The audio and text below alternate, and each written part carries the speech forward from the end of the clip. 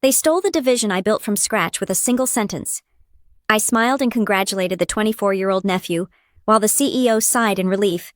Thinking he had silenced me, they failed to realize that they had inherited a title, not the network of trust I controlled. Influence cannot be transferred like furniture. My next move was quiet, but it would cost them weeks of sleep. My name is Nora Ross. I'm 37 years old, and for the last 8 years, I have given every waking hour of my life to Crown Ridge Industrial Systems. I sat in the leather swivel chair, my hands folded perfectly on the mahogany conference table, feeling the air conditioning hum against the silence of the room. There were 12 of us in the boardroom, the inner circle of a company that dominated the mid-Atlantic supply chain market, but at this moment, the room felt less like a place of business and more like a slaughterhouse where the floor had been scrubbed clean just before the guests arrived. Duncan Rourke, our CEO, stood at the head of the table. He was a man who believed that fear was a better motivator than equity. He adjusted his silk tie, cleared his throat, and delivered the sentence that effectively erased my career with the casual indifference of someone ordering a sandwich. From next week, this division will be handed over to my nephew, Miles Rourke. The words hung in the air, heavy and suffocating. I did not blink. I did not gasp. I had spent nearly a decade training myself to show no emotion in this room, and I was not about to break that streak now. Even as my stomach twisted into a cold, hard knot, Miles Rourke was sitting directly across from me. He was 24 years old.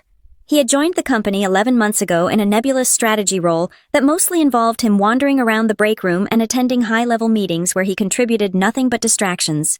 Now, upon hearing his uncle's proclamation, Miles leaned back in his chair. He did not look surprised. He looked entitled. He smirked, a small, self-satisfied curling of his lips that suggested he believed he had earned this. He looked at me as if he were inheriting a house I had merely been house-sitting. The silence in the room was deafening.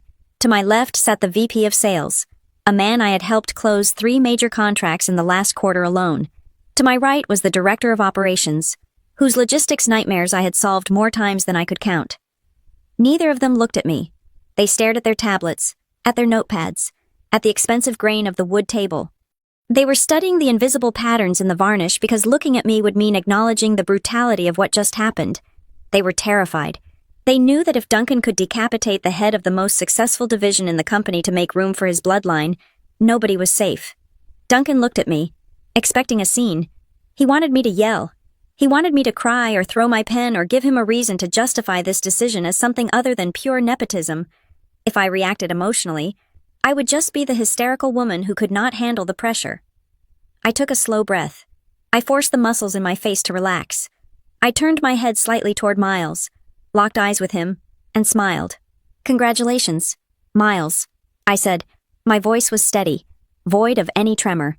It was the voice of a professional who was completely unbothered. "This is a significant responsibility. I am sure you will bring a fresh perspective to the network." The tension in the room snapped. I saw Duncan's shoulders drop an inch. He let out a breath he had been holding. He thought I was being reasonable. He thought I was accepting my displacement with the grace of a defeated subordinate. He mistook my composure for submission.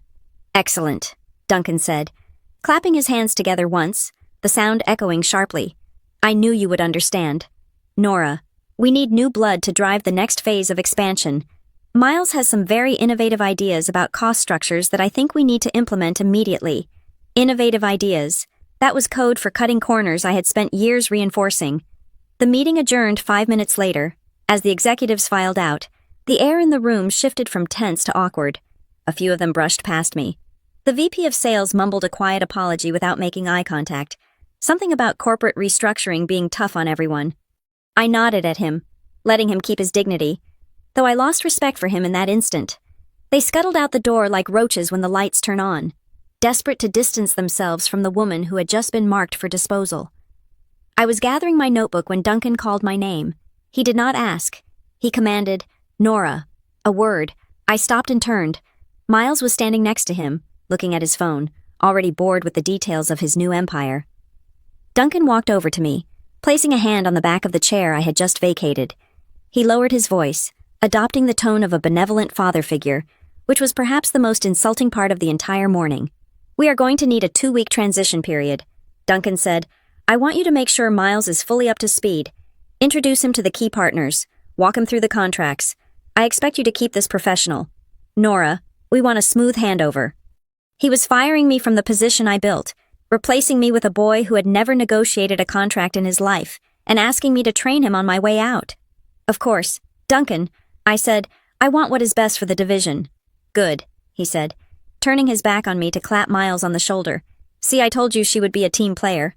I walked out of the boardroom and down the long gray hallway toward my office. My heels clicked against the polished concrete floor. A rhythmic countdown to the end of my life here. I passed the open plan area where my team worked. They were heads down, typing furiously, but the energy was off. They knew. News travels faster than light in an office environment. I could feel their eyes on my back, the mixture of pity and fear radiating from the cubicles. They were wondering if they were next. They were wondering if the umbrella of protection I had held over them for 8 years had just been blown away. I entered my office and closed the door. I did not slam it. I closed it gently until the latch clicked. My office was a testament to the last 8 years of my life. The walls were lined with framed awards, photos of groundbreaking ceremonies at manufacturing plants, and thank you notes from suppliers who had survived the last recession because I found a way to keep their orders flowing. I walked behind my desk and sat down. I looked at the stack of files on my left. These were the active negotiations. There was the renegotiation with the steel supplier in Pennsylvania, a deal that hinged entirely on a conversation I had over diner coffee 3 years ago about the supplier's sick daughter. There was the logistics contract with the shipping firm in Ohio, which I had secured by promising the owner that I would personally oversee the payment schedules, so he would never have a cash flow gap again. I looked at the hard drive sitting next to my monitor. It contained thousands of emails, spreadsheets, contact lists, and process documents. It contained the data. Duncan and Miles thought that the partner network division was inside that computer. They thought it was a machine that I operated, and that if they took the keys, they could drive it just as well as I could. They saw revenue streams, profit margins, and quarterly projections. They saw a system of levers and pulleys that generated cash. I ran my hand over the cool surface of the desk. They were wrong. The realization hit me with the clarity of a bell ringing in a quiet valley. What they wanted to steal was not on paper. It was not in the contracts. It was not in the database. The division was not a collection of vendors. It was a web of favors, respect, history, and reliability. It was the fact that when I called a factory manager at 5 in the morning on a Sunday, he answered because he knew I would not call unless the building was on fire. It was the fact that suppliers prioritized our orders over our competitors, because I had never lied to them about a payment date in 8 years. They could take the title, they could take the office, they could take the salary and the budget and the organizational chart, but they could not take the trust. Duncan wanted me to introduce Miles to the partners. I would do exactly that. I would follow his instructions to the letter. I would be the most professional employee Crown Ridge had ever seen. I would hand over the keys, the maps, and the manuals. I stared at the reflection of my own eyes in the blank computer monitor. A slow, cold resolve settled in my chest, replacing the earlier nausea. You cannot transfer a handshake. You cannot inherit a reputation. I opened my laptop and typed out my schedule for the next 2 weeks. If they wanted a transition, I would give them a transition. I would show Miles the door to every room I had built. I would just neglect to mention that I was the only one holding up the roof. To understand the sheer magnitude of the theft that occurred in that boardroom, you have to understand what the partner network division looked like 8 years ago. It was not the gleaming, high-revenue engine that Miles Rourke was currently drooling over. It was a graveyard. It was the corner of the company where careers went to die. A chaotic mess of broken contracts, angry suppliers, and a supply chain so fractured that Crown Ridge was bleeding cash, simply trying to fulfill basic orders. When Duncan hired me, I was not brought in as a rising star. I was brought in as a janitor. I remember the interview vividly. Duncan did not look at my resume. He looked out the window, bored, tapping a gold pen against the glass. He told me that the previous director had quit due to stress-induced heart palpitations. He told me that 3 major suppliers had walked away in the last quarter alone. "You have 6 months," Duncan had said, finally turning to look at me with cold, dead eyes. "If you cannot stop the bleeding by the end of the second quarter, we are closing the division and outsourcing the entire supply chain overseas. Do not expect a budget increase. Do not expect miracles. Just fix it or pack your things." I did not argue. I did not ask for more resources. I took the job because I knew something Duncan did not. I knew that business in this sector was not about price points or automated logistics software. It was about respect. And right now, Crown Ridge treated its partners like disposable batteries. For the first 2 years, I barely saw the inside of my own office, while the other executives were golfing or having 3-hour lunches at the steakhouse downtown to woo investors. I was in a rental car, driving through the industrial heartland of America. I went to places that did not appear on the corporate travel itinerary. I drove to rusty manufacturing plants in Ohio, sweltering warehouses in Alabama, and family-owned fabrication shops in rural Pennsylvania. I did not take these people to 5-star restaurants. I met them where they lived. I sat on plastic crates in the back of machine shops, drinking stale coffee out of styrofoam cups.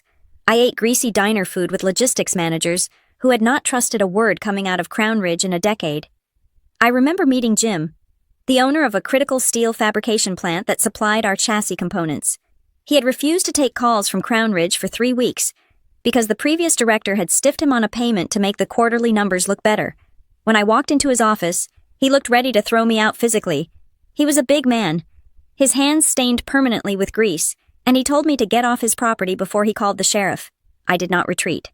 I sat down in the chair opposite his desk and placed a check on the table. It was a personal check. It was not for the full amount the company owed him, but it was for $5,000 of my own money. I told him that the company wire was stuck in approval, but that I knew he had payroll to meet on Friday. I told him that if he trusted me, I would make sure the full corporate payment was in his account by Monday morning, or he could cash that check and I would personally eat the loss. Jim looked at the check, then he looked at me. He saw that I was not terrified of him. He saw that I was putting my own skin in the game. He tore up my check, threw it in the trash, and poured me a cup of coffee. The corporate payment arrived on Monday, just as I promised. Jim never missed a deadline for me again. That was how I built it, brick by brick, conversation by conversation. I reconstructed a network of 21 core partners from the ashes of corporate arrogance. My strategy was simple, but in the corporate world, it was revolutionary. I operated on a policy of radical transparency. If we were going to be late with a payment, I called them 3 days in advance to tell them why. I did not hide behind email auto-responses. If we screwed up a specification, I did not try to blame their manufacturing process.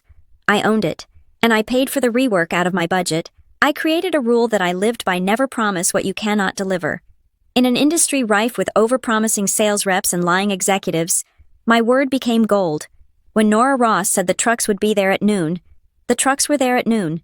When Nora Ross said the contract would be renewed, the paperwork was already in the mail. Outsiders, including Duncan and the board, looked at my division and saw a well-oiled machine. They saw the metrics. They saw on-time delivery rates hitting 99%. They saw supply costs dropping because our partners were willing to give us better rates, not because I bullied them, but because I made their lives easier. We were consistent. We were reliable. We became the backbone of the company. When Crown Ridge wanted to expand into the Western markets, it was my supply chain that absorbed the load without a single fracture. But what the executives failed to understand was that the machine was not automated. It was manual. It ran on the fuel of my personal relationships. They saw a dashboard with green lights. They did not see the thousands of invisible knots I tied every single day to keep the rope from snapping. They did not see the late-night calls to a trucking dispatcher to reroute a fleet around a blizzard. They did not see the handwritten Christmas cards I sent to the warehouse managers, asking about their kids by name. They thought the system worked because the software was good. They thought the partners stayed because Crown Ridge was a prestigious client. They were wrong. The partners stayed because I answered the phone. I built a culture where problems were solved before they ever reached the CEO's desk. If a shipment of raw materials was damaged, I had a replacement sourced and moving before Duncan even finished his morning espresso. I shielded the executive team from the chaos of reality. I made it look easy. I made it look so effortless that they began to believe it required no effort at all, and that was my fatal mistake. I did my job too well. In 8 years, Duncan never once said thank you. He never acknowledged that the reason our margins were healthy was that I had negotiated a price lock with our primary aluminum supplier 2 years before the market spiked. He only looked at the bottom line. To him, my division was a vending machine. You put a coin in, and a product comes out. He had no concept of the mechanics inside the box. He assumed that because it had not broken down in 8 years, it was unbreakable. He assumed that the loyalty I had cultivated was transferred to the company letterhead, rather than the person signing it. I remember the last annual review I had before the ambush in the boardroom. Duncan had looked at the record-breaking efficiency reports I handed him. He flipped through the pages, nodding absently. "The numbers look adequate." "Nora," he had said, tossing the report onto a pile of other papers. "Let us try to squeeze another 3% out of the logistics costs next year. The shareholders are asking for more growth." Adequate. That was the word he used for a miracle. I walked out of his office that day feeling a strange mixture of pride and resentment. I had saved his company. I had turned a liability into an asset that was the envy of our competitors. I had done it with sweat, with miles on the road, and with a level of personal integrity that men like Duncan could not even comprehend. As I sat at my desk after being fired, staring at the contact list of those 21 partners, the irony was bitter. Duncan thought he was handing his nephew a turnkey operation. He thought he was giving Miles the keys to a self-driving car. He had no idea that he was putting a child in the cockpit of a fighter jet that was only flying because I was manually adjusting the flaps every 30 seconds. They wanted the fruit, but they had cut down the tree to get it. And now, they expected the harvest to continue just because they demanded it. I ran my finger over the names on the list. Jim, Sarah, Robert, David. These were not just vendors. These were people who had seen me muddy, tired, and stressed, and who had decided to bet on me anyway. The transition period was going to be interesting. I would introduce Miles. I would show him the spreadsheets.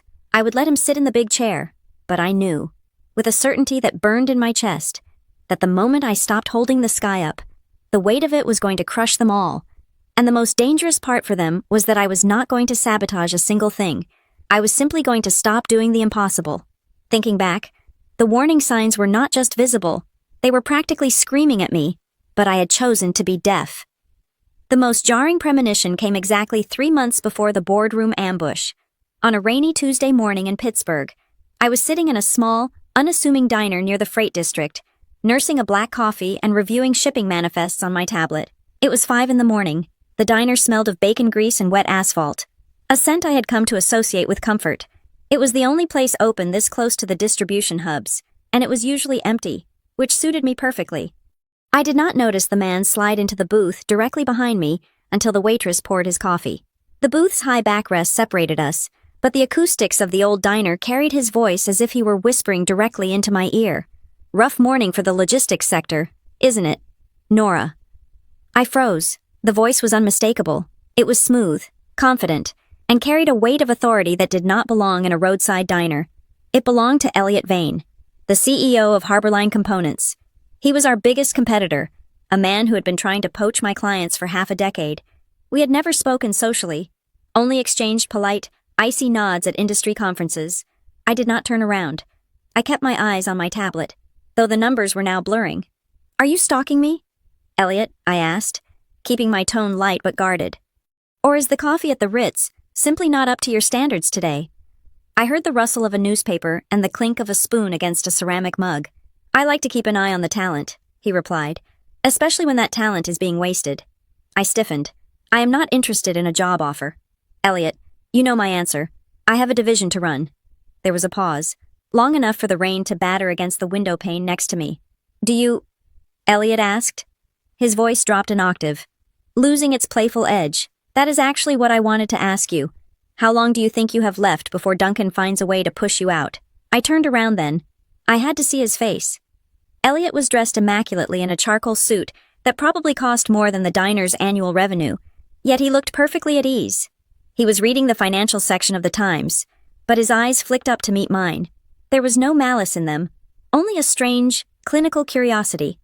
"Excuse me," I said, my voice hardening. Elliot folded his newspaper neatly and placed it on the table. He turned slightly in his seat to face me more fully. "I have been in this industry a long time. Nora, I know Duncan Rourke. I know how he operates. He is a builder of empires, but he is also a paranoid king. He uses people like you, architects, fixers, the ones who get their hands dirty to lay the foundation. You pour the concrete, you install the wiring, you make the structure sound. But once the building is finished, once the risk is gone and the money is flowing," he took a slow sip of his coffee, his gaze never leaving mine.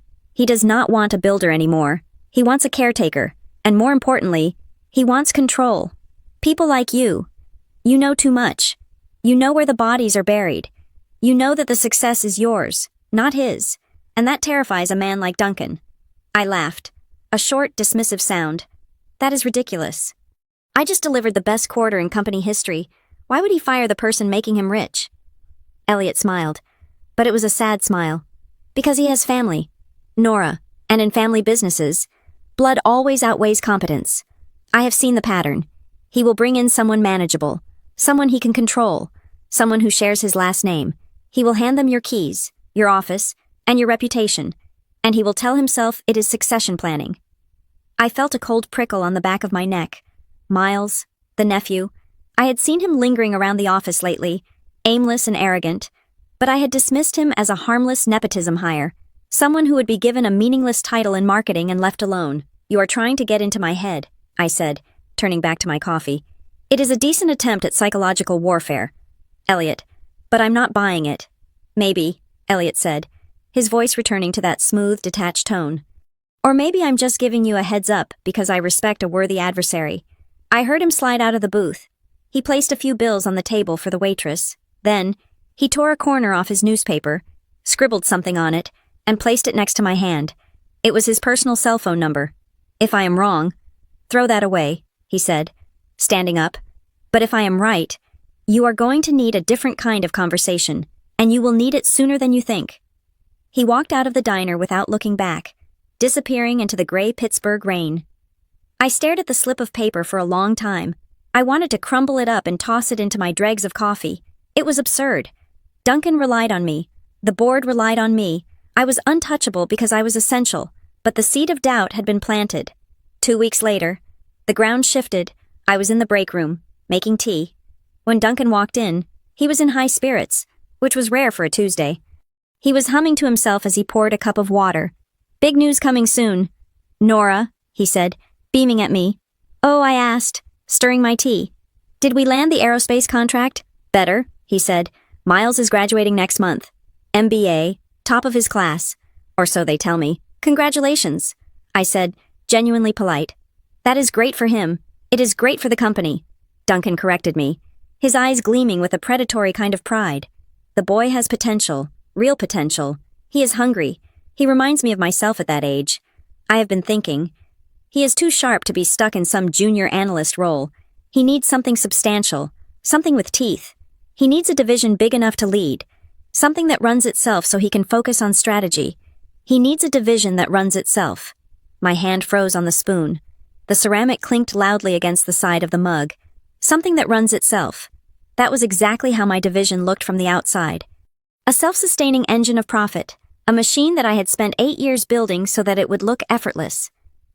I looked at Duncan, really looked at him, and for the first time, I saw what Elliot had seen. I did not see a boss who valued my loyalty. I saw a man shopping for a graduation gift for his nephew, and he was eyeing my life's work as if it were a shiny red convertible. Duncan seemed to realize he had said too much, or perhaps he just lost interest in the conversation. He tapped his watch. Anyway, keep up the good work. Nora, we are going to have a busy few months ahead. He walked out, leaving me standing alone in the break room with a cooling cup of tea. The conversation in the diner came rushing back to me. Elliot's voice echoed in my mind. He will hand them your keys. I went back to my desk and opened my drawer. Buried under a stack of old business cards and breath mints was the slip of newspaper with Elliot's number on it. I had not thrown it away. I stared at the number. The digits seemed to pulse on the paper. I did not call him. Not yet. I was not ready to admit defeat.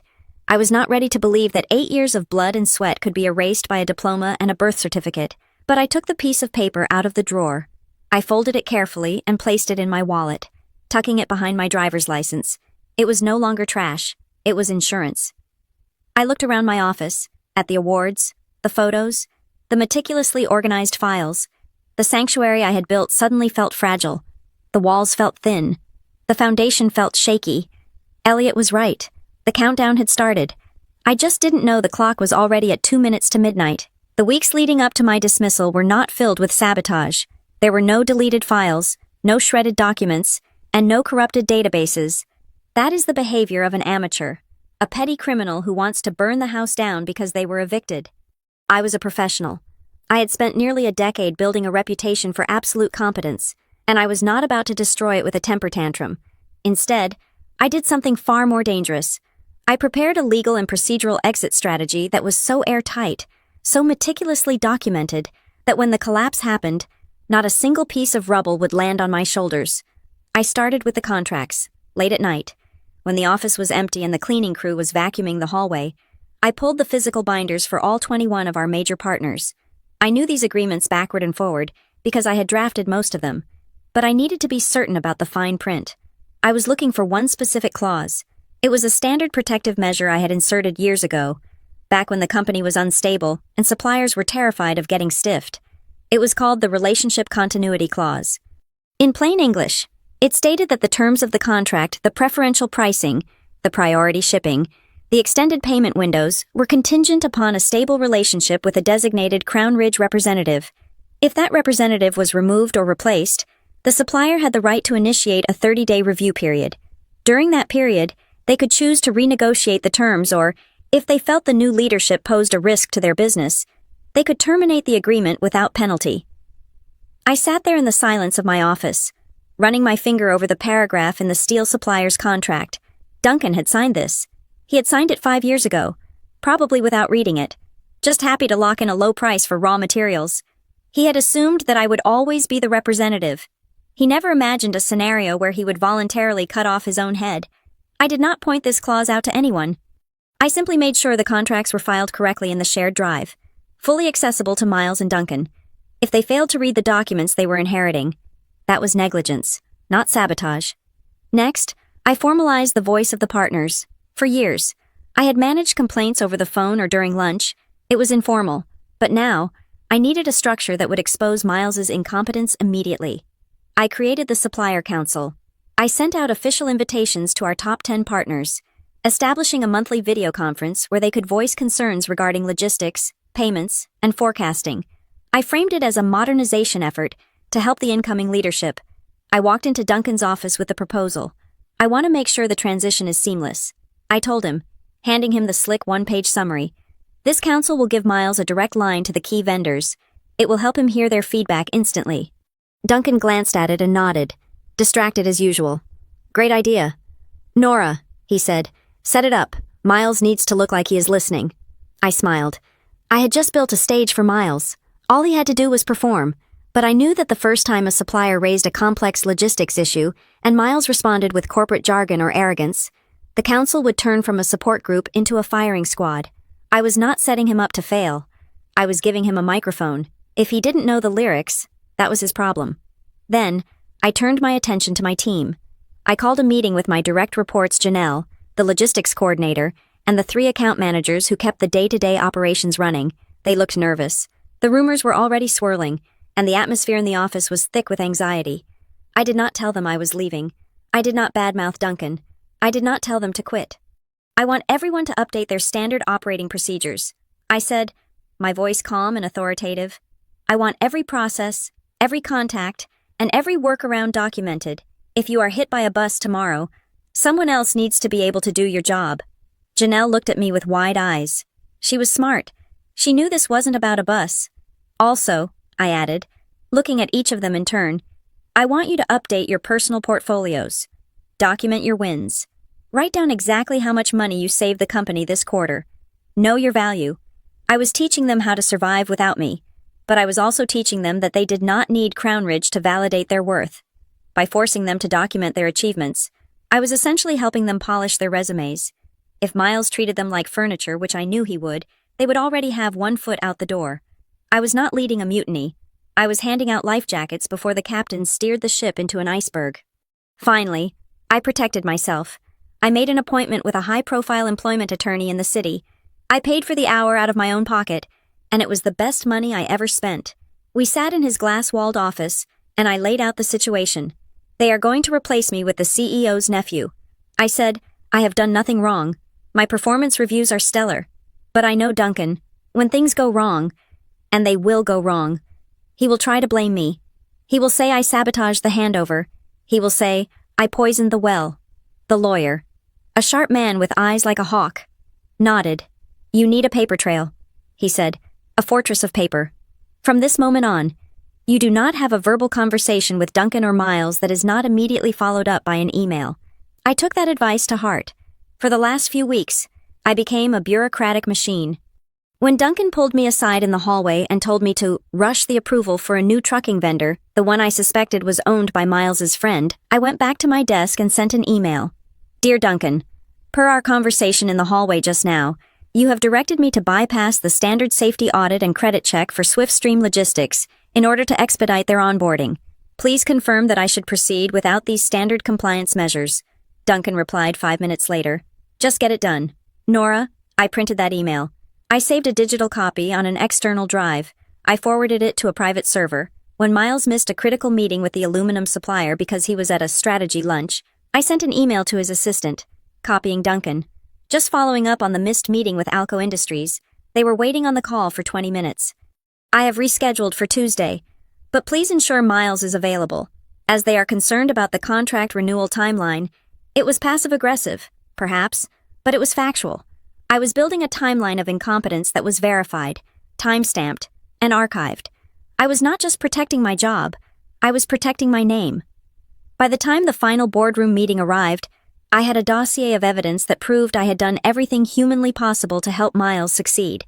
I had set up the meetings, I had trained the team, I had organized the contracts, I had even created a forum for feedback. If the structure collapsed the moment I stepped away, it would prove one thing definitively: I was not the one holding the sledgehammer. I was the load-bearing wall.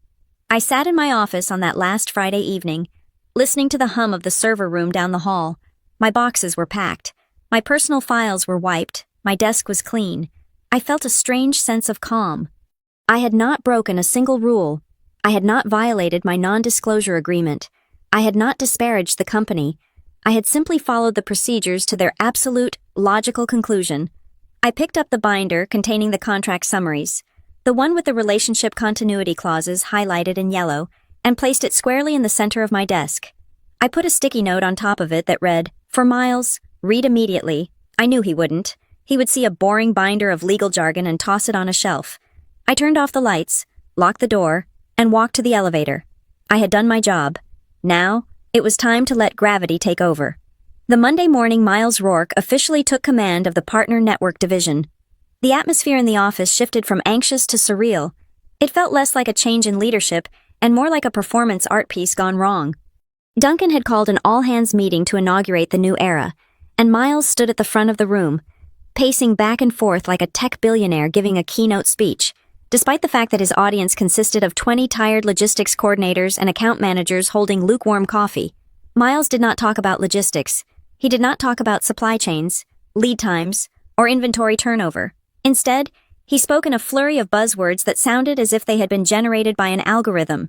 He talked about disrupting the ecosystem and leveraging synergistic paradigms. He used the phrase blue sky thinking 3 times in 5 minutes. I sat in the back row, taking notes that were entirely unrelated to his speech. I watched my team. Janelle was staring at her shoes. The senior operations manager was looking at the ceiling, likely calculating how early he could retire. Miles was talking about innovation, but he could not have told you the difference between a freight bill of lading and a grocery list. "We are going to trim the fat," Miles announced, his voice booming with unearned confidence. "We are going to stop asking our vendors what they can do for us and start telling them what we need. We need to be aggressive. We need to dominate the negotiation table." He used the word vendors. In my division, we never used that word. I had banned it 7 years ago. We called them partners. We called them collaborators.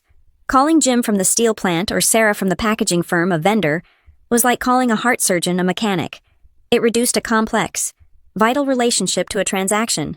It implied that they were lucky to serve us, rather than the reality, which was that we were lucky they prioritized our orders over the competition. The disaster started 2 hours later. Miles did not wait to understand the delicate balance of pricing agreements I had spent years cultivating. He decided to make his mark immediately. He drafted a mass email. He did not ask for my input. He simply wrote it and hit send to the entire contact list of our 21 core partners. I saw the email because I was blind copied on it, a small mercy from his assistant who was already panicking. The subject line read, "Immediate review of pricing structure." The body of the email was a masterclass in arrogance. Miles introduced himself briefly, then immediately demanded a 15% reduction in unit costs across the board, effective the 1st of next month. He cited market adjustments and competitive benchmarking as the reasons, neither of which were based on actual data. He closed the email by saying that Crown Ridge expected their vendors to align with this new vision if they wanted to maintain their status. I sat at my desk and waited for the phones to ring. I expected screaming. I expected angry voicemails from the fabrication plant managers who ran on razor-thin margins. I expected the shipping dispatchers to call and ask if we had lost our minds. But the phones did not ring. The office remained eerily quiet. I checked my inbox. There were no replies. 1 hour passed, then 2, then 4. That was when I knew the damage was far worse than a shouting match. Anger is a reaction. Silence is a withdrawal. If they were yelling, they were still engaged. If they were silent, they were already looking at their other contracts. They were calculating how quickly they could replace Crown Ridge's volume with business from our competitors. Miles had insulted them, and their response was a collective, icy freeze. He thought he was playing hardball, but he was actually playing solitaire, and he did not even realize the other players had left the table. While Miles was busy congratulating himself on his tough stance, I stumbled upon something even more alarming. I was reviewing the pending purchase orders, part of my transition duties, when I noticed a request for a new vendor setup. It was for a company called Apex Trans Logistics. I had never heard of them. The request was flagged as urgent and priority 1. I did a quick background check, a habit I had never broken. Apex Trans Logistics was not an established carrier. It was a shell company registered in Delaware exactly 3 weeks ago. The principal owner listed on the filing was a man named Carter Baines. The name sounded familiar. I did a quick search on social media. It took me 30 seconds to find a photo of Miles and Carter Baines standing on a boat, holding beers, with a caption about brothers for life. Miles was not just incompetent, he was corrupt. He was trying to funnel a major shipping route, one that handled fragile electronic components, to a company that had existed for less than a month, owned by his college drinking buddy. The request bypassed the standard safety audit. It skipped the credit check. It ignored the insurance verification. I printed the documents. My hands were shaking slightly. Not from fear, but from the sheer audacity of it. This was not just a bad business decision. This was a liability that could bankrupt the division if a shipment was lost or damaged. I took the file and walked down the hall to the office of Caleb Stroud, our CFO. Caleb was a decent man, usually. He was a numbers guy who liked rules and predictability. We had worked together well for years, but when I walked into his office and placed the Apex file on his desk, he did not look surprised. He looked tired. "Caleb," I said, keeping my voice low, "I see a setup request for a new carrier. Apex. There is no safety audit attached. There is no insurance certificate. Miles wants to route the Philadelphia line through them, starting Monday." Caleb picked up a pen and clicked it nervously. He did not open the file. "I know. Nora," he said, looking at a spot on the wall just over my left shoulder. "You know I asked, Caleb, this company is 3 weeks old. If they drop a load of circuit boards, insurance will not cover it because they are not vetted. Who authorized this bypass?" Caleb finally looked at me. His face was pale. "Duncan signed the waiver this morning," he said quietly. "He told me to push it through. He said Miles needs to bring in his own people to feel comfortable." I stared at him. The CEO was waiving corporate governance protocols to let his nephew hire a friend. It was so blatant, so reckless, that I almost laughed. "So that is it?" I asked. "We are just ignoring 8 years of compliance standards." Caleb sighed. A long, defeated sound. "Nora, just let it go. You are out in a week. Do not make this your hill to die on. Duncan is determined to let the kid have his way." I took the file back. I did not argue. I did not threaten to go to the board, not yet. I simply nodded. "Understood." I said. I went back to my office and scanned every page of that file, including the timestamp of when Duncan signed the waiver. I saved it to my encrypted drive. I was not going to stop them. If the CEO wanted to drive the car off a cliff, I could not take the wheel. But I was certainly going to make sure everyone knew I was not in the vehicle when it crashed. The next day, Duncan called me into his office. He looked agitated. "Why aren't the partners responding to Miles?" he demanded. "He sent out a directive yesterday. He is showing leadership. We need to get these meetings on the calendar." He insulted them. "Duncan, I wanted to say, but I didn't. Change takes time," I said smoothly. "They are digesting the new strategy." Duncan narrowed his eyes at me. "I want you to take him out there, personally, drive him to the key sites, introduce him to Jim, introduce him to the packaging team. I want them to see you endorsing him. If they see you shaking his hand, they will fall in line." I looked at Duncan. He truly believed that my influence was a cloak I could just drape over his nephew's shoulders. He thought my credibility was transferable property. Of course, I said, I will set up the meetings for the next 3 days. The first meeting was with Jim at the steel fabrication plant. We drove out in my car because Miles's sports car would not clear the gravel entrance of the industrial park. When we walked into the office, Jim was standing behind his desk, his arms crossed. He looked at me, and his expression softened for a second. A silent greeting between old friends. Then he looked at Miles. Miles did not offer a hand. He walked around the office, looking at the photos on the wall, touching things without asking. So, this is the operation, Miles said, his tone unimpressed. I expected something a bit more modern. We are going to need to talk about your efficiency ratings. Jim, I saw your numbers. There is room for improvement. Jim had an efficiency rating of 98%. He was the best fabricator in the tri-state area. Jim looked at me. He did not say a word. He just raised an eyebrow. The message was clear. Is this a joke? I smiled.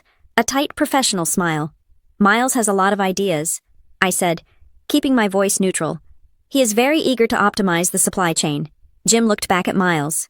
I bet he is, Jim said, his voice flat. Well, Miles, you can send me your ideas in writing. If I have time, I will read them. But right now, my efficiency rating requires me to be on the floor. Jim walked out of his own office, leaving us standing there. Miles turned to me, oblivious to the fact that he had just been dismissed. Rough around the edges, isn't he? Miles laughed. We might need to replace him with someone more corporate. I nodded slowly. I did not correct him. I did not tell him that replacing Jim would take 6 months and cost us a fortune in retooling fees. Sure, Miles, I said. We can certainly look into that. We visited 3 more partners that week. The pattern was identical. Miles was arrogant. The partners were cold, and they all looked at me with a mixture of confusion and pity. They were waiting for me to step in, to fix it, to tell them it was all a game. But I stood back. I let Miles talk. I let him dig his own hole with every condescending remark and every demand for a discount. I was introducing him, just as Duncan asked. But introductions are not endorsements. I was bringing the lamb to the wolves, and the wolves were just confused why the lamb was barking so loudly. By Friday, I had done exactly what was asked of me. I had facilitated the transition. I had handed over the contacts. I had stood by while the new leader alienated the very people who kept our business alive. I returned to my desk and saw another email from Miles to the team, boasting about the successful tour and how the partners were on board with the new vision. I printed it and added it to the pile. The delusion was complete. Now, all I had to do was wait for reality to catch up. The first day of my unemployment did not feel like freedom. It felt like holding my breath while watching a demolition crew set charges on a building I had spent a decade constructing. I woke up at 6 in the morning out of habit. My body was still wired for the commute, for the adrenaline of the morning rush, and for the mental checklist of 21 partners that used to run through my head before I even brushed my teeth. But today, there was no suit to put on. There was no drive to the industrial park. There was only the quiet hum of my refrigerator and the gray light filtering through the blinds of my apartment. I made coffee and sat at my kitchen island. On the counter, sitting on a folded napkin like a loaded weapon, was my company-issued phone. I had not returned it yet. Technically, I had a 48-hour grace period to clear any personal data, but I had already done that. I kept it for one reason only. I wanted to see the timeline of the crash. At 8:30 in the morning, the screen lit up. It was Miles's executive assistant. She was a sweet girl, fresh out of college, who had no idea she had boarded a sinking ship. I watched the name flash on the screen until it went to voicemail. 2 minutes later, it rang again. This time, it was the director of operations. He never called unless a truck was on fire or a shipment was missing. I let it ring. At 9 o'clock, the screen displayed a name that usually made people jump out of their chairs, Duncan Rourke. The phone vibrated aggressively against the marble countertop, a buzzing, angry sound that filled the kitchen. Duncan was calling. He was probably standing in his office, red-faced, wondering why the woman he had discarded was not picking up to fix the mess he had created. He wanted me to be the safety net one last time. He wanted me to answer so he could bark orders, or perhaps offer a fake apology. Anything to get the gears turning again. I reached out, my hand hovering over the device. I could answer. I could tell him exactly which file to open. I could tell him to call Jim and apologize. I could save them. Instead, I pressed the power button and held it down until the screen went black. The silence that followed was heavy. I had officially cut the cord. I was not an employee of Crown Ridge Industrial Systems. I was a ghost, and ghosts do not answer troubleshooting calls. I moved to the living room and picked up my personal phone. There was a single text message waiting for me. It was from a number I had saved only weeks ago. It has started. 5 partners sent notices this morning. It was Elliot Vane. I stared at the message, a cold satisfaction settling in my gut. 5 partners. That was nearly 25% of the core network. They had not wasted any time. They had waited exactly until the official handover date to trigger the relationship continuity clause. I knew exactly what those letters looked like. They were polite, legalistic, and devastating. They would state that due to the material change in management, the partner was exercising their right to pause automatic renewals and initiate a formal review of terms. They were not breaking the contract. They were simply freezing the flow of business until they felt comfortable. And they did not feel comfortable with Miles. I could picture the scene in the Crown Ridge boardroom. Miles would be staring at the papers, baffled.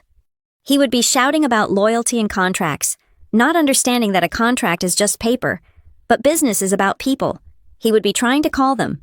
That was the part that I knew would hurt him the most. Miles was used to people answering him because of his last name, but these partners, they didn't care about the name Rourke. They cared that the person on the other end of the line knew the difference between cold-rolled steel and galvanized plating. I imagined Miles dialing Jim's number. I imagined the phone ringing in that dusty office in Pennsylvania. And I imagined Jim, looking at the caller ID, seeing the Crown Ridge number, and simply turning back to his work. They were ghosting him. It was the ultimate power move in the corporate world. You do not argue with the person you do not respect. You simply cease to acknowledge their existence.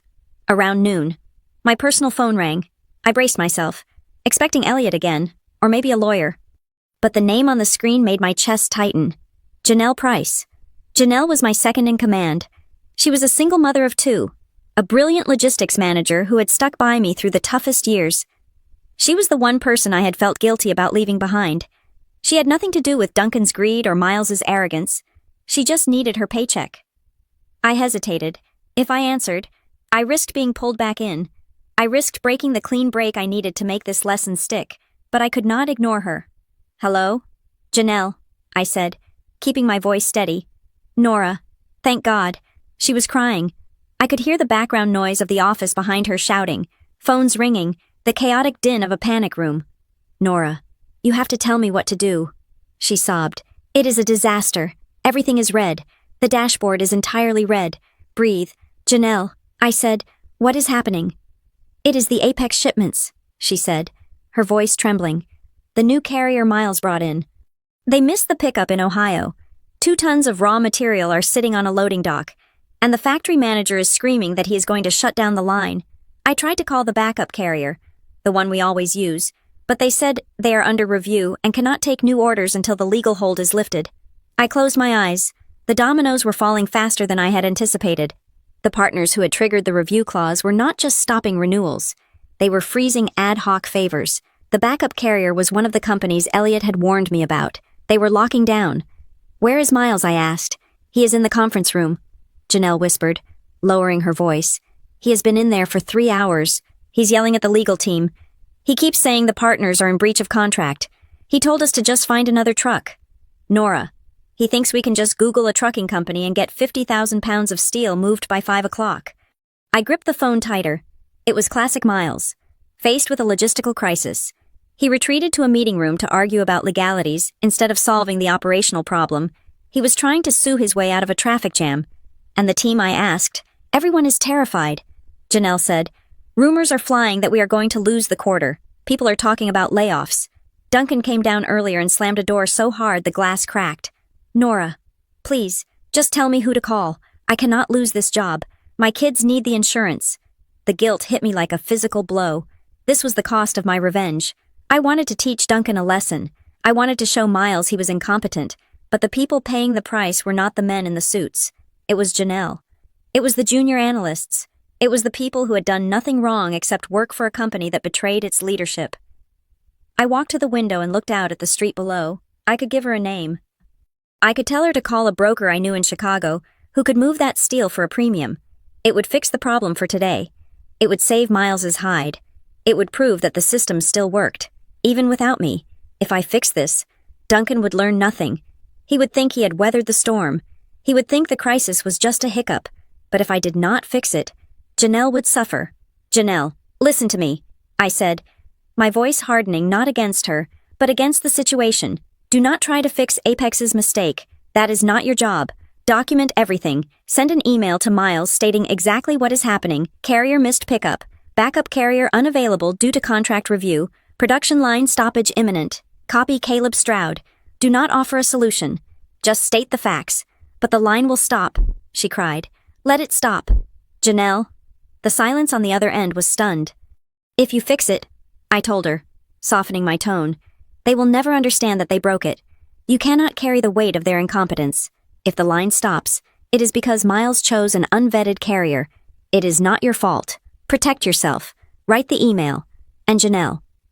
Yes. If anyone asks, we did not speak. I hung up.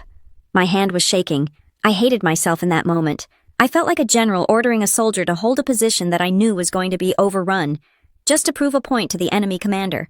I sat down on the sofa and stared at the blank television screen. The guilt was a heavy, cold stone in my stomach. I wanted Duncan to pay. I wanted Miles to be humiliated, but I had not fully calculated how much it would hurt to watch my own people panic. My personal phone buzzed again. It was Elliot. Harborline just received a call from your aluminum supplier. They want to know if we have capacity. I read the text twice. The aluminum supplier was our biggest account. If they moved to Harborline, Crown Ridge would lose 30% of its raw material flow. It was a death blow. I typed back, "Are you going to take them?" Elliot's reply came instantly. "I'm considering it, but I would rather take the person who manages them." I put the phone down. The offer was there, dangling like a life raft. I could go to Harborline. I could take my partners with me. I could crush Crown Ridge into dust within 6 months. But as I thought about Janelle crying in the break room, I realized that destroying Crown Ridge wasn't enough. If the company collapsed, Janelle lost her job. The team lost their livelihoods. I did not just want to win. I needed to win in a way that saved the people who mattered. I stood up. The guilt was still there, but now it had a direction. I wasn't just waiting for them to fail anymore. I was waiting for them to be desperate enough to accept my terms. I looked at the clock. It was 2 p.m. The production line in Ohio would run out of materials in 4 hours. The scream from the factory floor would reach Duncan's office by 5. The real pain was just beginning, and for the first time, I realized that to save the village, I might have to let the dragon burn down the gate. The silence in my apartment did not last long. At 10 o'clock in the morning, my personal phone rang again. It was not a text from Elliot this time, nor was it a desperate plea from Janelle. The caller ID displayed a private number, but I knew exactly who was on the other end. I had been expecting this call since the moment I walked out of the building. I swiped the green icon and brought the phone to my ear. I did not say hello. I did not have to. "You vicious, manipulative woman." Duncan Rourke's voice was not just loud. It was distorted by a rage so pure it sounded like static. He was not shouting. He was roaring. I could hear the echo of his office walls, suggesting he was pacing furiously. "You poisoned the well," he spat. "You poisoned the entire network before you left. I have 3 major partners threatening to suspend shipments, and the steel fabricator just told Miles to get off his property. What did you tell them? What lies did you feed them to make them turn on us like this?" I sat on my sofa, looking at the rain streaking against the window. My pulse remained steady. I had rehearsed this conversation in my head 1,000 times. I told them nothing. "Duncan," I said, my voice calm and low. "I did not order anyone to leave. I did not ask anyone to pause their contracts. Do not lie to me," he screamed. "You orchestrated this. You set Miles up to fail." I stood up and walked to the kitchen island. I spent 8 years treating those people with respect. I said, cutting through his tirade. I paid them on time. I answered their calls on weekends. I solved their problems before they even knew they had them. I built a standard of excellence. Duncan, all I did was leave. The fact that they are rejecting what remains is not sabotage. It is their choice. They are reacting to the drop in quality, not a command from me. "You are going to regret this." Duncan hissed. "I will sue you for breach of fiduciary duty. I will sue you for tortious interference. I will bury you in so much litigation that you will be bankrupt before you ever step foot in another office. I will ruin your reputation in this industry. No one will hire you. I will make sure you are radioactive." I listened to his threats, and I felt nothing. No fear, no anxiety. just a profound sense of disappointment that I had ever given this man my loyalty. "You do what you have to do, Duncan," I said, "but I suggest you talk to your lawyers first. I have documented every handover procedure. I have copies of every email where I tried to assist Miles. I have the receipts. If you want to go to court, we can go to court, but be very careful about what you unearth during discovery." I hung up the phone. My hand was trembling slightly. Not from fear, but from the adrenaline of the confrontation. It was done. The bridge was not just burned, it was incinerated. I expected the next move to be a process server showing up at my door with a lawsuit. Instead, an hour later, I received an email that made my blood run cold. It was not from Duncan. It was from Evelyn Marr, the chairwoman of the board of directors at Crown Ridge. Evelyn was a legend in the industry. She was 70 years old, sharp as a tack, and terrified of absolutely no one. She rarely got involved in operational details, preferring to watch from the high tower of the boardroom. The subject line was simple: urgent inquiry. The body of the email was brief. "Nora, I have received a whistleblower report regarding a conflict of interest in the partner network division involving a new logistics carrier. I am convening an emergency oversight meeting at 2 o'clock this afternoon. Your presence is requested. This is not optional." I stared at the screen. A whistleblower. Someone inside the company had flagged the Apex Trans Logistics deal. It could have been anyone. It could have been a terrified compliance officer, a jealous junior executive, or perhaps even Janelle, pushed to her breaking point. I did not hesitate. I went to my bedroom and put on my charcoal suit, the one I wore for serious negotiations. I pulled my hair back.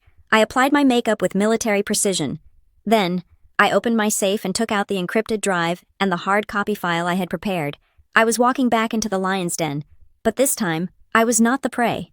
The Crown Ridge headquarters looked exactly the same as it had days ago, but the energy was different. The receptionist looked at me with wide eyes and quickly looked away. As I walked to the elevators, I could feel the tension radiating from the cubicles. The ship was taking on water, and everyone knew it. I did not go to my old office.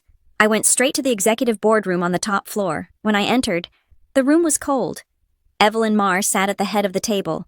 She did not smile. To her right sat 2 other board members, their faces grim. To her left sat Caleb Stroud, the CFO. Caleb looked terrible. His skin was gray, and he was sweating despite the air conditioning. He would not meet my eyes. He was staring at his hands, which were clenched together on the table. Duncan and Miles were not there. This was an inquisition, not a debate. "Sit down, Nora," Evelyn said. I sat. I placed my file on the table. "We have allegations," Evelyn began, her voice crisp and authoritative, "that the new leadership of your former division bypassed critical safety protocols to hire a vendor with personal ties to an employee. We are also hearing reports of a supply chain collapse. I want to know what you know." I opened my file. "I cannot speak to the current state of the supply chain, as I am no longer an employee," I said. "However, I can speak to the transition." I slid a document across the polished wood table toward Evelyn. "This is a copy of the safety audit waiver for Apex Trans Logistics," I said. "As you can see, it was generated 5 days before my departure. I flagged the risk to the CFO immediately." I glanced at Caleb. He flinched. "The waiver bypasses the standard insurance verification and the safety history check." I continued. "The carrier in question has been in business for less than a month. The principal owner is a close associate of Miles Rourke. I advised against this." My advice was overruled by the CEO. Evelyn picked up the document. She put on her reading glasses and scanned the paper. Her expression did not change, but the air in the room grew heavier. "And the partners," Evelyn asked, looking over her glasses at me. "Duncan claims you sabotaged the relationships." I slid another stack of papers across the table. "These are the emails I sent to Miles over the last 2 weeks, attempting to brief him on partner protocols. These are the calendar invites for introduction meetings, many of which he arrived late to or dominated with demands for price cuts. And here's the summary of the relationship continuity clause that exists in 21 of our contracts. A clause, I might add, that Duncan signed years ago." I leaned back in my chair. I did not sabotage anything. "Evelyn, I built a division based on trust. The new leadership attempted to run it based on coercion. The market is correcting that mistake." Evelyn passed the documents to the board members. They whispered among themselves. Caleb Stroud made a small, choking sound. I looked at him.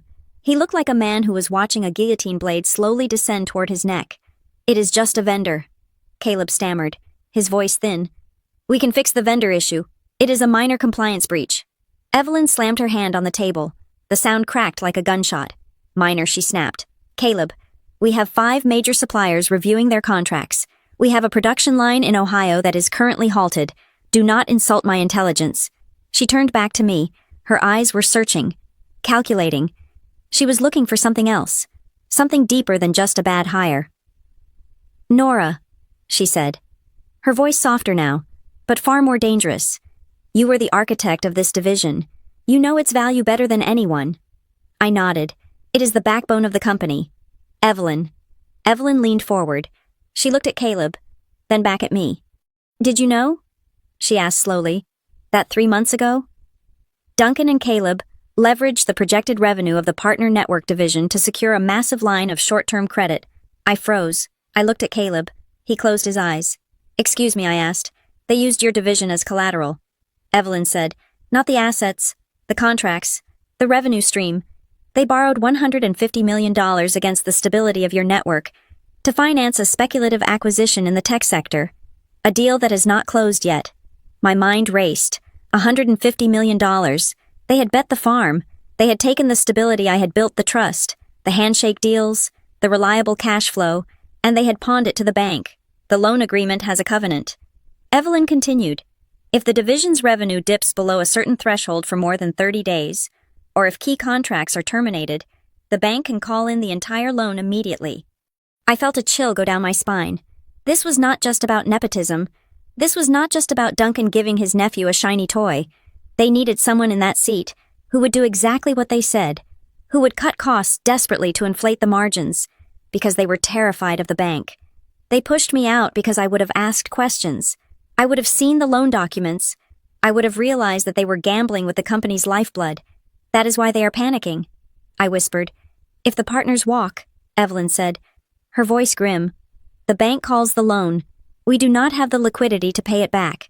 Crown Ridge will be insolvent within a quarter." She looked at me with a mixture of anger and desperation. "You didn't just walk away with the keys, Nora. You walked away with the only thing holding the bank back." I looked at Caleb. He was shaking his head, tears welling in his eyes. "We thought Miles could hold it together," Caleb whispered. "We thought it was just automatic." I stood up. I felt sick. They had treated my life's work like a poker chip. "You gambled the company," I said to Caleb. "You gambled everything on a boy who cannot even book a truck." Evelyn stood up as well. "Thank you for the documents."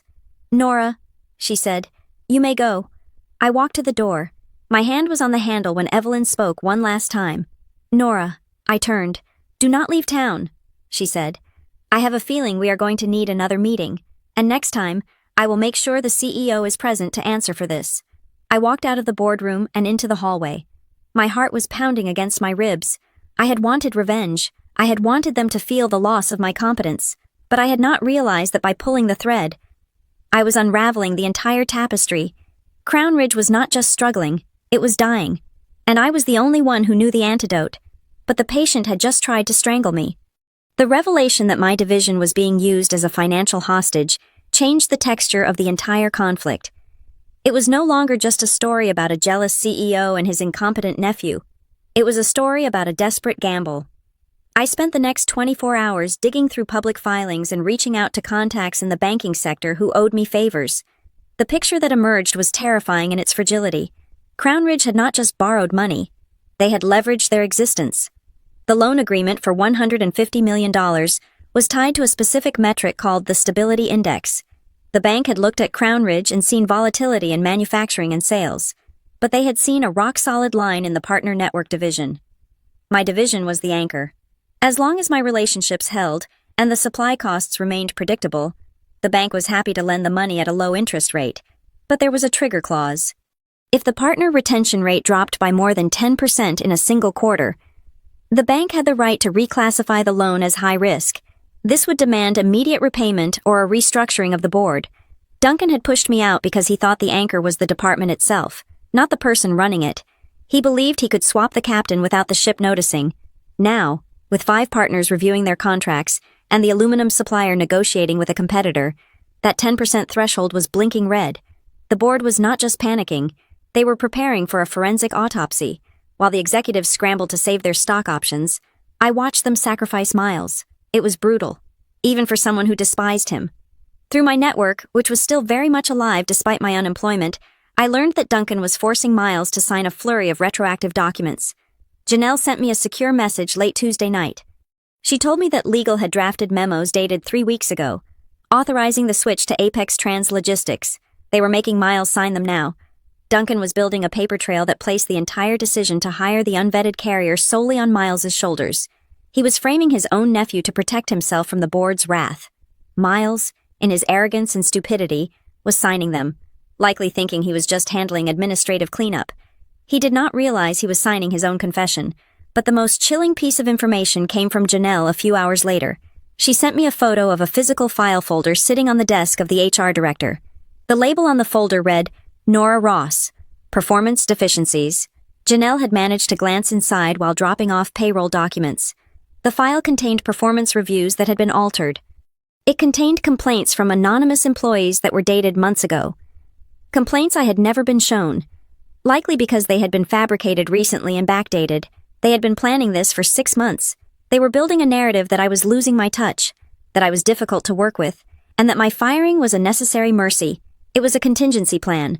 If I fought back, if I sued, or if I tried to rally the partners, they planned to leak this file.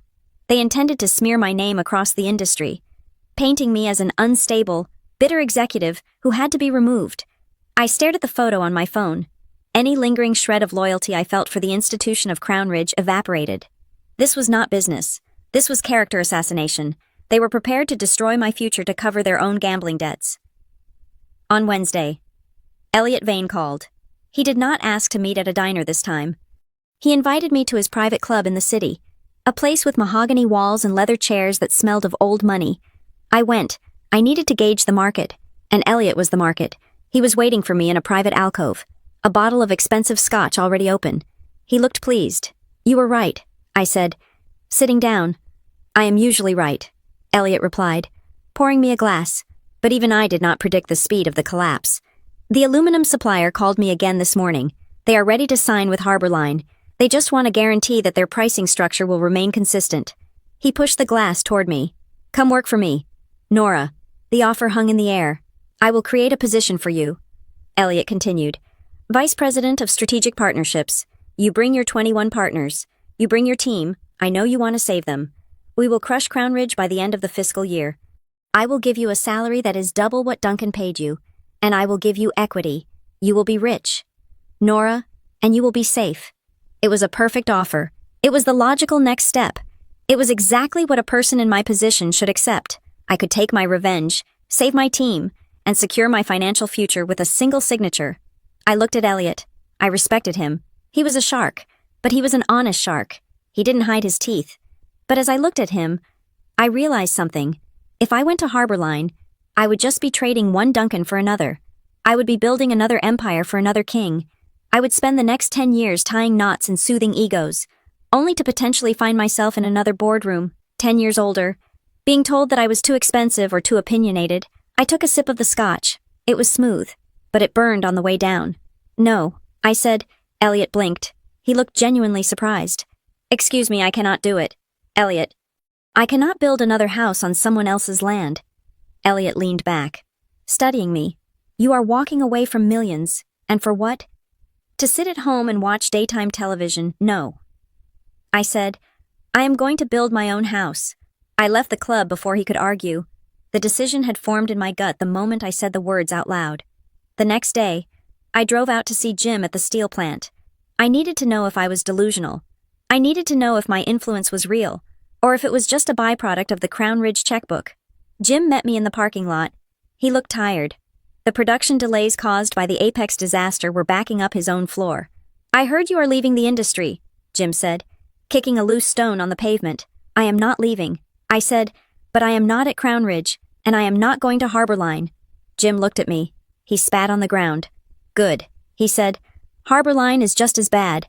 Corporate suits who think a spreadsheet is the real world.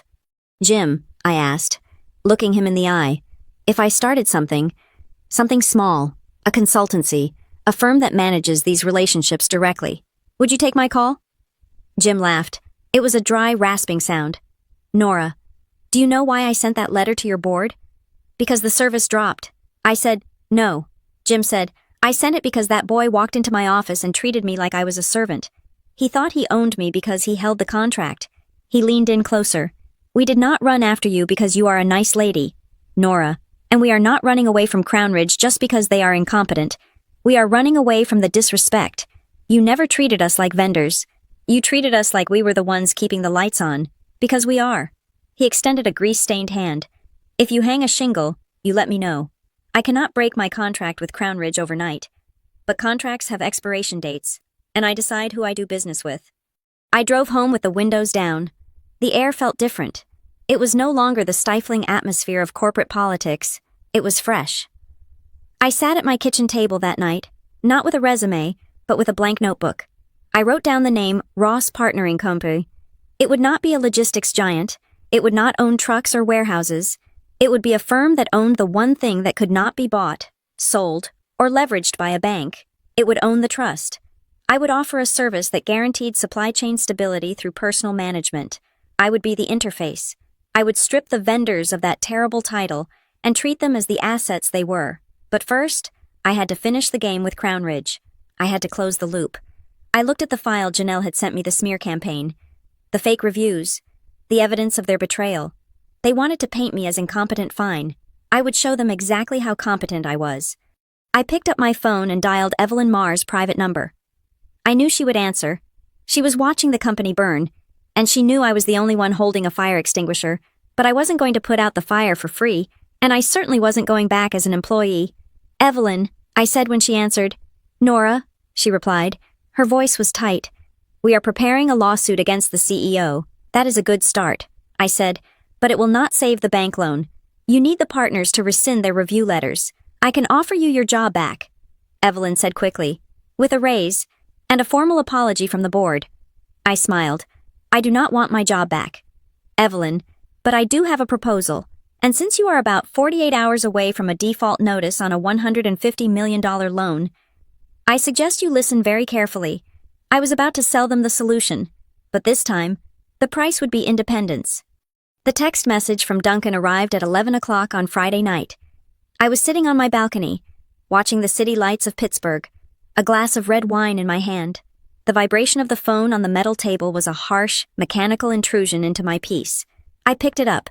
The message was characteristically brief and devoid of any genuine remorse. "Come back. I will pay 20% more. Same title. Just fix it." I stared at the screen. A week ago, this man had threatened to ruin my reputation. He had tried to frame me for sabotage.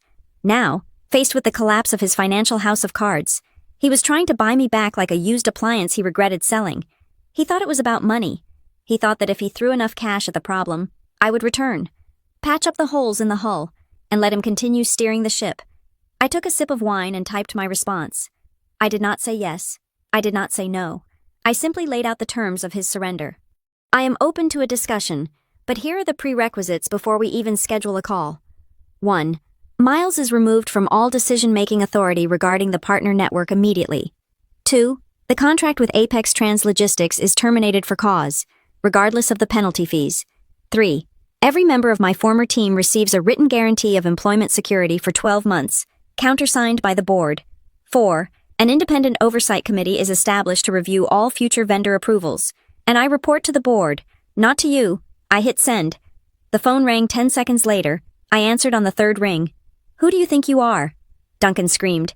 He was not negotiating. He was venting. I could hear the desperate fury in his voice, the sound of a man who was used to absolute control suddenly finding himself gripping a handful of sand. "You think you can dictate terms to me?" he shouted.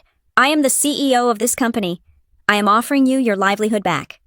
You should be grateful I am not suing you for the damage you caused. You answer to me, Nora. You always have." I listened to his breathing, heavy and ragged.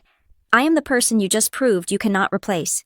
"Duncan," I said, my voice ice cold. "You spent 6 months planning to get rid of me. You spent weeks building a smear campaign, and it took exactly 5 days for your entire operation to implode without me. You do not have leverage here. The bank is watching. The partners are watching. You called me because you have no other choice." There was a silence on the other end, thick and heavy. "Accept the terms, or do not call me again," I said. I hung up.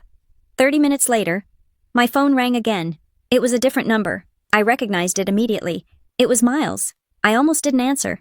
I had nothing to say to the boy who had walked into my office and treated my career like a graduation present. But curiosity got the better of me. "Hello? Miles?" I said. "Nora?" His voice was unrecognizable. The arrogance was gone. The smooth business school confidence had evaporated. He sounded like a child who had broken a vase and was terrified of the punishment. He was crying. "I didn't know."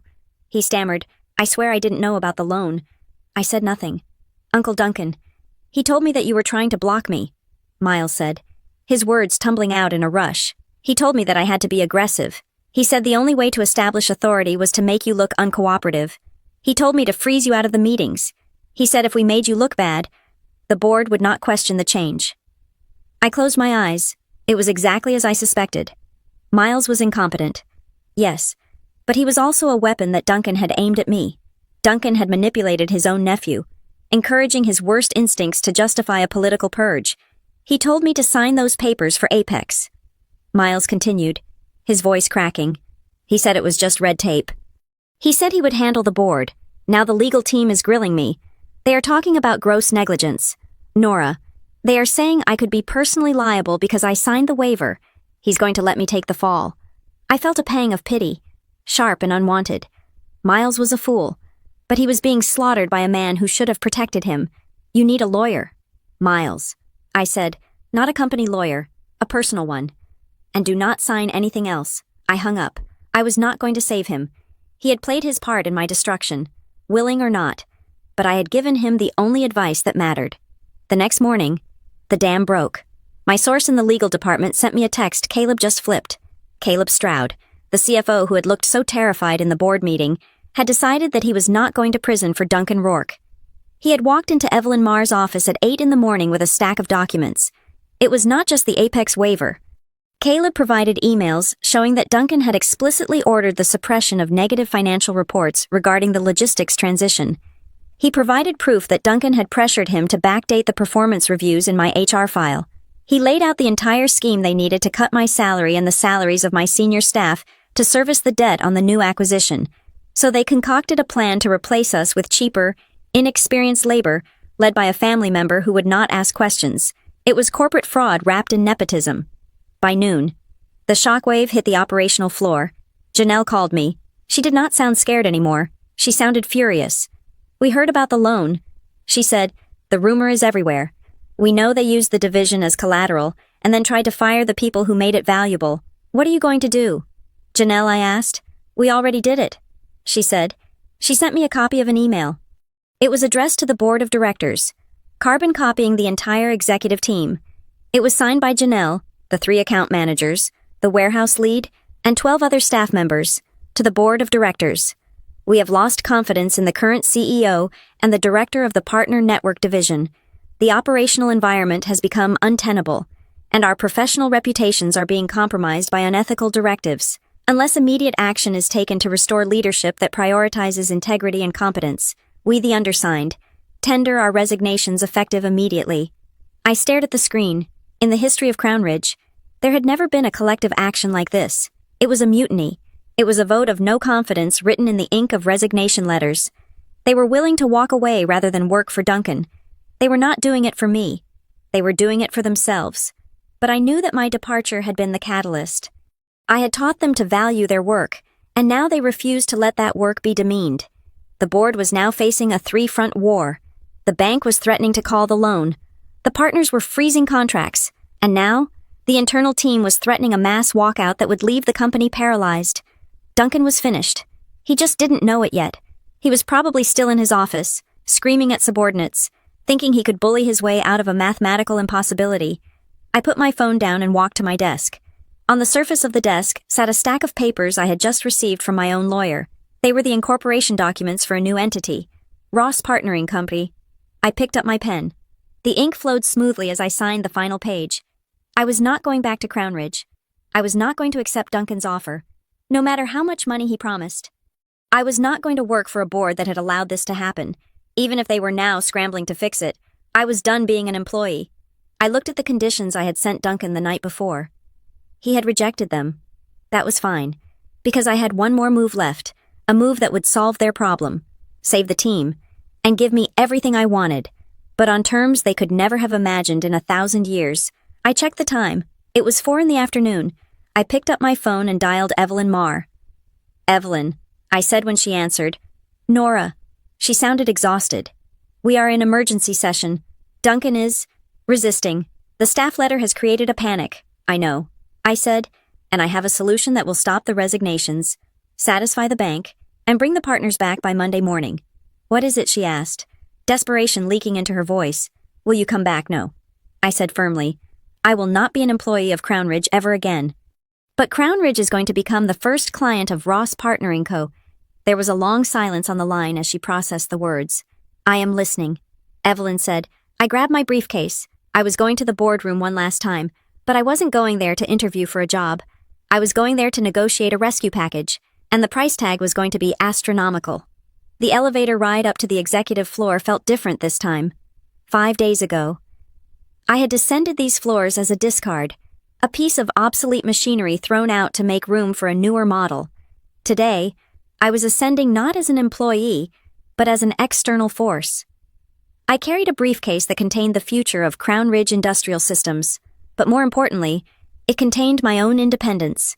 When I walked into the boardroom, the air was so thick with tension it felt physical. Evelyn Marr sat at the head of the table, her face unreadable.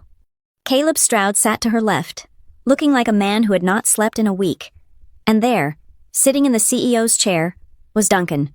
He looked tired, but when he saw me, a flicker of his old arrogance returned. He straightened his tie and leaned back, mistaking my presence for submission. "I knew you would come to your senses," Duncan said, gesturing to the empty seat across from him. "Let us get this over with. I am willing to overlook the disruption of the last few days if we can get the supply chain moving by tomorrow morning." I did not sit down. I stood behind the chair, resting my hands on the leather backrest. "I think there is a misunderstanding." "Duncan," I said, my voice filling the silent room. "I am not here to accept your job offer. I am not here to be the director of the Partner Network Division. That position no longer exists for me." Duncan frowned. "Then why are you here to gloat?" I opened my briefcase and slid a single, bound document across the table toward Evelyn. "I am here to present a proposal from Ross Partnering Company," I said. "We are a newly formed independent consultancy. The proposal outlines a service agreement where my firm takes over the exclusive management of your partner network. We will handle the negotiations, the logistics, and the relationships. Crown Ridge will be our client, not our employer." Duncan laughed. It was a harsh, incredulous sound. "You are out of your mind," he scoffed. "You think we are going to outsource our core operations to a one-woman show? We own those relationships." "Nora, no." "Duncan," I said softly. "You don't." I pulled 3 more files from my briefcase and laid them out. "File number 1, I said, pointing to the first folder. "This contains the affidavits from the 5 major partners who have suspended their contracts. They have stated, in writing, that they will not do business with Miles Rourke. They have also indicated that they are prepared to follow me to any firm I choose to represent." I pointed to the second folder. "File number 2. This is a copy of the smear campaign you and HR fabricated, the backdated performance reviews, the fake employee complaints. My lawyer calls it constructive dismissal and defamation. If this goes to court, the discovery phase will be public, and it will destroy what little credibility this leadership team has left." Duncan's face turned a violent shade of red. He stood up. "You cannot prove any of that," he shouted. I looked at Caleb Stroud. "Caleb," I asked. Caleb did not look at Duncan. He looked at Evelyn. "It is all true," Caleb said, his voice barely a whisper.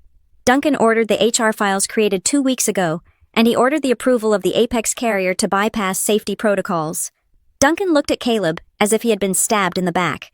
But I was not finished. I pointed to the third folder. And finally, file number 3, the loan agreement. "You leveraged the stability of my division to secure $150 million in financing. That loan has a covenant requiring a 90% partner retention rate. As of this morning, you are at 75%. The bank is going to call the loan on Monday unless you can prove that the network is stable." The room was deadly silent. The board members looked from Duncan to the files, and then to Evelyn. They realized the trap they were in. They could not fire me because I had already quit. They could not replace me because the partners would not accept anyone else. And they could not ignore me because without me, they would default on a massive loan. "So here's the deal," I said. "Crown Ridge hires Ross Partnering Company to stabilize the network. I answer to the board, not the CEO. and part of the agreement includes the immediate hiring of my former team Janelle and the others onto my payroll. You will pay my firm a retainer that covers their salaries plus a management fee. They will no longer be your employees. They will be mine. Duncan slammed his fist on the table. I will not allow it, he roared. This is blackmail. Evelyn Marr stood up. She did not look at Duncan. She looked at the other board members, all in favor of the immediate suspension of Duncan Rourke pending a formal investigation into corporate malfeasance, she asked. Every hand in the room went up, except for Duncan's, and all in favor of accepting the proposal from Ross Partnering Company to prevent a loan default. The hands went up again. Evelyn turned to Duncan. Please vacate the premises. Duncan, security is waiting outside. Duncan looked around the room. Stunned. He opened his mouth to speak, to threaten, to bargain. But he saw the wall of faces turned against him. The power had shifted, and he was the only one who hadn't felt the earth move. He grabbed his phone and walked out, stripped of his crown in the very room where he had tried to bury me. Miles was next. Evelyn didn't even bring him into the room. She simply issued a directive that he was to be removed from all operational decisions immediately. The nepotism experiment was over. The aftermath was swift. I signed the contract with Evelyn an hour later. The fee was substantial enough to pay Janelle and the team better salaries than they had ever earned at Crown Ridge, with enough left over to lease a modest office space. When I walked out of the boardroom, Janelle was waiting by the elevators. She had heard the news. She wasn't crying this time. She was beaming. Pack your things. I told her. We are moving. Where are we going? She asked. To a place where we are appreciated. I said. The partners returned within 48 hours. I called Jim at the steel plant first. When I told him that I was now an independent contractor managing the account, and that he would never have to deal with Miles again, he laughed for a full minute. Send the truck. Nora, he said, just send the truck.